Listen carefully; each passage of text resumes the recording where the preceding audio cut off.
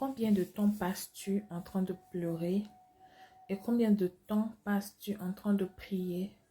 Et combien de temps passes-tu en train de te lamenter sur ce que tu as vécu ou sur ce que tu n'aurais pas dû vivre?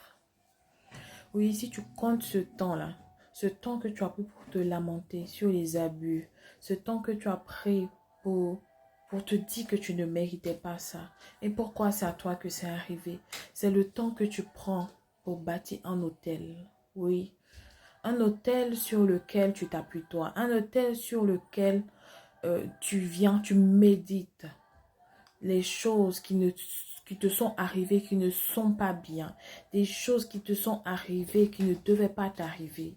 Je ne dis pas que le mal que tu as eu n'est pas légitime. C'est normal que tu puisses te sentir mal. C'est normal que tu puisses te sentir... voilà. Je ne sais pas, mais c'est normal ce que tu vis. Mais par contre, ça sera aussi bien de sortir de cela. Parce que ça ne te fait pas du bien.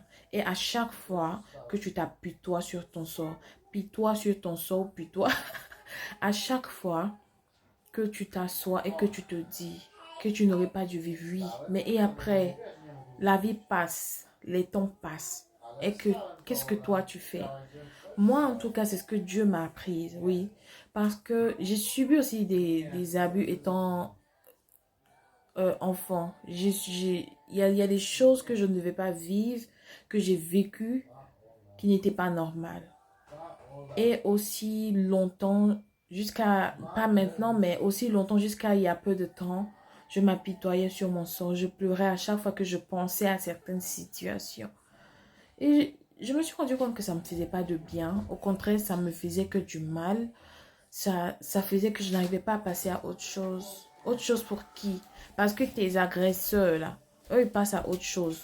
Les personnes qui ont été méchantes avec toi, eux, ils passent à autre chose. Les personnes qui t'ont maltraité, qui t'ont martyrisé, eux, ils ne pensent pas à toi. Pourquoi à chaque fois que tu vas penser à cette situation, tu penses à eux?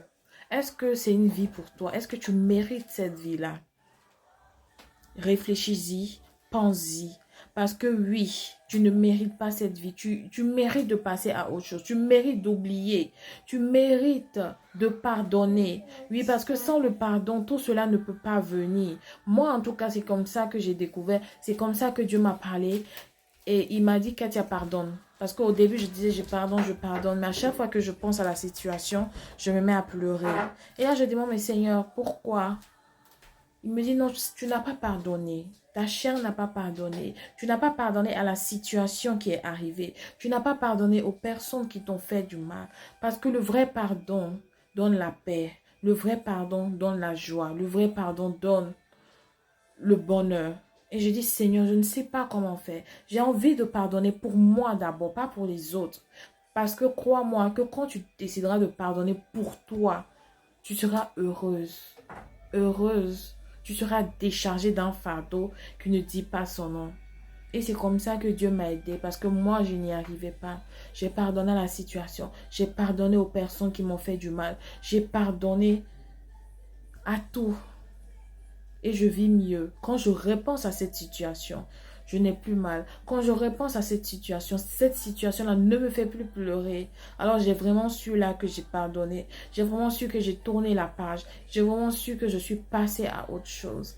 Alors réellement, si tu veux passer à autre chose, tu dois commencer par pardonner. Si tu ne sais pas comment pardonner, demande l'aide de ton Dieu. Car lui seul peut te sortir de n'importe quelle situation.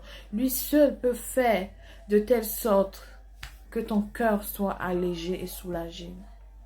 Et c'est ce message que j'avais pour toi aujourd'hui.